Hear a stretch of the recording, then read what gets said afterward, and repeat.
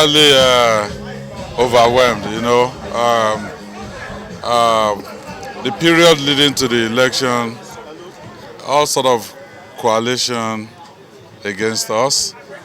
Our very powerful people in the states, but we said we'll rely on the God the Father and the coalition with the people of Oyo State, and that delivered for us. And for me, well, the reward for hard work is more work.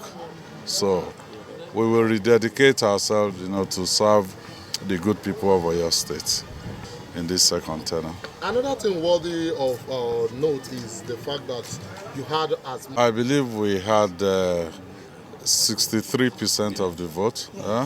That's 63% of the vote.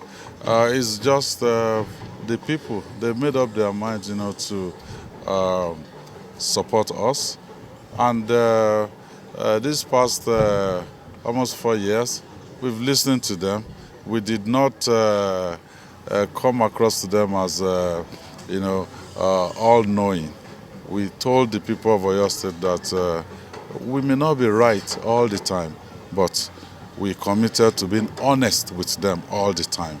And I think it's just an appreciation of that gave us all of this support. So your party agents mentioned that you engaged in people-oriented programs. Prior to 2019 election, we came out with a document, roadmap for accelerated development of Oyo State, 2019 to 2023.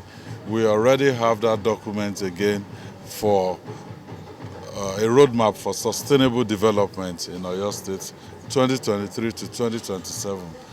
That is exactly the roadmap we will follow. Everything that we want to do is already outlined in that document.